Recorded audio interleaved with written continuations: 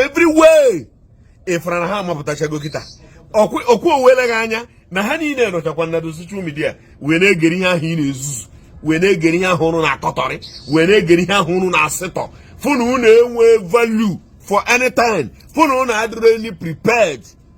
ifuru ka esi agwa ọnụ na o nwere ndị ihe mere n'uromi ihe a mere n'uromi ọ ya ka ha ji niile ji wee mapụtasị akịta wee na-agwa gị ihe ga-abụ ọ bụrụ na gị nwa were ọnụ gị akwuo ya si enyi Igbo they will come for you ikwuo ya gọọmenti akpụrụ gị and gọọmenti a ga-akpụ gị ga-abụ gọvanọ bụ unu ma ọ bụ ofu prominent man enyere mmiri ara ha ṅụọ ọbịa kpụrụ gị. Have you seen it now? Onye Igbo efere ya ma gị malụ na orurokwa 2 days nji bute ebe a gwa unu na o mere ihe ekpupe mfụ na mofulu ebe anyị nọ n'elu plank nọrọ ebe a na-agba egwu na-agha ego isi brocade white anyị na-agba egwu na-agha ego isi brocade white mana okpuru anyị ighe oghe abịa ngwa unu si na mofulu ebe mba ahụ bịara bend ata ahụ n'elu plank ahụ anyị na-agba egwu na ha jizi aka na ihe ọ fọrọ kịta abụ egbuo wụsụ esepụ ya onye ọbụla nụ piripitim ihe mere n'uromi ọ dịka amama ọ ihe mkpupe ka ọ bụ anyị fa ya gbuo unu ebe a bụ obi eziokwu onwe ihe m ga-agụrụ gị aghụghọ ọ ka ọ dịrị mụ na gị na-agba na mma ọ ka anyị mara ihe anyị kwesịrị ịma efere ya taa na ndị ugwu ha akpara na the whole social media kịta and ha ji wee kparị ya bụ against ihe mere na mba uromi ya ka ha na-aba mba efu na ka ha na-abazi mba ya ka ha na-abarazi ya na-ekwuzi na ọbụzi ndị Igbo ngwa gakwa ntị olu ka moto atinjuo si ugwu na-agbarata ebe a eje na moto ahụ ma ihe ọkụ ma ndị na ya ma everybody nọ n'ime obego onye ifuru ebe ejiri arrest kemgbe onye akpatara na ọ bụrụ na Igbo eziweta nwa afọ Igbo efu na ikwesịrị na-agba nwanne gị mgba ka i wee mara ma o nwere turu ga-esi wee maneji tụ wee tim tụ up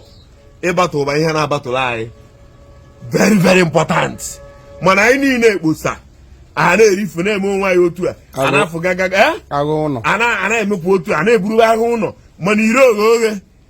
achọ nke m jụọ gị efukwara na ndị a na-ekwu okwu ya ifụra na ha ji soshal midia ọkwa ifụra ha pụtago and kịta ha pụtalụ o nwere ihe ije ka ịgbafa ịnụkwuru ụdị okwu ha na-ekwusi n'ụdị ha na-agwazi anyị na ndị anyị bụ ha ebido gị ịkọwa anyị site n'ihe anyị gbalụfa. That's why gwa gị jee were okwu idebere na polisi jee were nke idebere na amị go home no the same people taa ha jizi olu befa wee na-akọwa ndị ụnụ bụ na-akọwazi gị ọbịa ọkọwa gị ofuma efu na onye ama gị ọbịa okwu na onwere ihe ị ga-eme after all na-enye nwanne gị ego na nwanne gị na-enyere ego nye ego efusịa na ụfọdụ ndị eze nọ n'obodo ahụ erichago ego tii na but that's why they are not talking now ihe a na-eme bụ obodo na-akọwaziri gị onye bụ onye ahụ na-akọwaziri gị onye bụ na bụ unu na-agwa gị na anyị na-eme na pawa adịghị ya na-agwa gị na anyị na-eme bụ wayo detilite majik ga-abịa ịbịa memegharị anya mụnwa bụ onye Igbo amụgo na majik gị na-eme anyị geta ime ma ya nwa bụ onye ga-abụ onye be anyị atụba ihe ahụ egwu ibupụtago majik ya na soshal midia ebe a ibupụta gị agba ya n'anwụ ibupụtago ka esi eji ekete kuru mmiri gbaa ya n'anwụ ibupụtago ka unu emepụ ndị Igbo unu emepụgo onwe unu ụmụ nwaanyị anyị atọ n'ịgba ọtọ ụmụ nwaanyị eje na-abụ ike na-ejigharị ike ka sifụ na ndị ahụ enwee ụmụ nwaanyị nwaanyị atọ n'ime onwe ha otu a sifụ na nwaanyị ọ bụrụ na befa ọkwa ha zụrụ nwaanyị n'otu fa kịta ha na-agwa gị na ọha nwe obodo a bụ Naijiria ịgba ya ọtọ na ịma nwe felo n'ọha nwụ dị nwe obodo a bụ Naijiria ịfụrụ ka ha na-aba mba na-abasị mba ike na-ekwu okwu dị bold na-ekwu ya na-agwa gị na-eti aka n'ala na-eti n'obi wepụtasịa ngwa ọgwụ ha ga-eji wee mee ka gị na ha na ụlọ ha ga-emechacha ife ndị ya ihe a bụ ihe mere n'Uromi mana na ebe a na-ebudata ya bụ na Igbo na-edo mana kịta a na-ekwuzi ndị Igbo ha na-akpọzi Igbos azụ nwata kpọọ afa ọkpọ enyi nne ya ntọm unu ọ ya mere Nnamdi Kanu ji nọ n'ime ụfọdụ aka nọrọ ebe a na-akọgheri mana ihe datụmanụ a na-akpọ Nnamdi Kanu kwuru tibegbu ya n'oge ndị abịala anya fụ na onye afụrụfa onye anafụ ayo they have to grab him kpochie ntị kpochie obi kpochie ume ekwu enukwu a na onwere ihe o mere mana ha ga-ejiji ya maka na arapụ ya okwuo more of the secret ọrịa ka o ji nọrọ ebe ahụ naanị nke ahụ o revilu ga-erevi ona o mebeghị gị n'anya na abụọ ụfọdụ aka na na-akọtọrị ọnụ mana ije n'Uromi na ha ya agwa gị ka arụ dịfa ndị Uromi agwazi gị na ha ekwechiri iko mana oge ahụ na-eti mkpu ahụ ụfọdụ ukwu na ọgbasara afa ụfọdụ ukwu na onwere ihe ha ji eme ụfọdụ ukwu na onwere ihe gbasa afa mana taa so many villages akwapụgo n'afafa ndị Igbo ị na-achụ ego ị na-achụ uche ihe niile aha anyị kwuru omegbodo orube 4 days or 5 days m tiri mkpu ebe a si gị lee ihe na-afụ lee ihe gosiri m ka m gwakwa unu lee na oru taa ụnụ afara na ndị ahụ nọchakwara soshal midia ka unu si wee nọrọ ha niile nọkọcha na soshal midia ha niile na ya mana onwe onye pụtara ebe a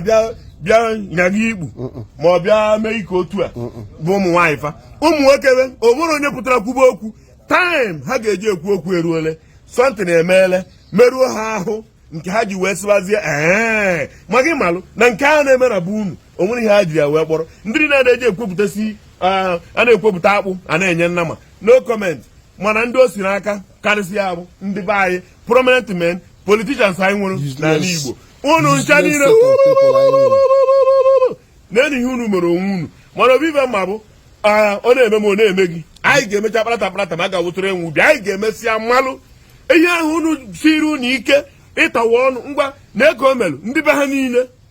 ndị niile bụ mkpụrụ mmadụ na be ha onye pụta oburu maikrofon ọ na-aba mba onye pụta oburu maikrofon ọ na-aba mba onye a na-aba ndị Awụsa niile ndị ugwu niile ndị Fulani niile na-aba mba kịta maka mmadụ 16 mana agbara ju ọkụ wuti ndị nọ n'ime ikwuru okwu no comment useless Igbo politicians anyị nwe no comment unu ncha niile anọrọsịa kịta onwere kedu prominent men nọ n'Igbo na-ekwu okwu nye na-ebe bụ na na-abara gị sị ụna na-emesi onwe n'otu a ebiri moto 100 ebiri ya 50 ụna na-emesi onwe n'otu a onye otu mkpụrụ mgbọja agba karịrị oru ala ụna na-emesi onwe n'onye ọbụla na-ekosi onye ọbụla chọrọ ka okokpu ibi anya ọkwa na Igbo ala Igbo be anyị ka anyị kobe anyị ji afọ isi ya onye ọbụla kobe koo ọtawa onye ọbụla na-eko ikwekwara kobe nọrọ ebe ị na-eko uko ma okpuru gị ighe oge nọ n'ebe a na-emegheri n'oso etugbo ka ndị Uromi pụtara wee kwechiri sị na ha ji afọ isi ya ọ daa na be anyị hụ na aja adịdị onye ya pụta onye karismatik si gị na faya ka a ga-eji eje onye fụrụ ụzọ were fụ ekwuchebe okwu sụbụsụ ebute ọbụla akata aka nwere na-agbagodi wụọ ndị ụka na-akọ nke a na-akọ ya okpuru ga-eghere oge ntọm unu ụra afụrụ ka o siri mee the whole of Fulani isi niile ebe ọbụla ha nọ onye ọbụla mapụta na-ekwu okwu bodili ihe na-agbakọgodi m isi bụ na ha na-ekwu okwu bodili na-aba mba na-ekwu okwu bodili nke niile na-eme na be anyị otu onye pụtakwuru kwuo okwu nobody onye ọbụla alakpusie ndị prominent men niile alakpusie ọ bụ okwu anarakwana tiketi anaka dị ekwu anara gị tiketi ọ bụ efu ọnụ emekene kwanwụga nwa dị ndụ omebe emebe ome onye ọbụla ndị Fulani na-amasị ike ntọọ m unu ntọọ unu eme ya na mmiri amaghị na ọtaba m nwa nke nwa nkute nwere ekute hapụ ndị ala a na-akọ ya dịka onye bụ na mụ na ihe bụ n'obodo kpakọrọ ọnụnụ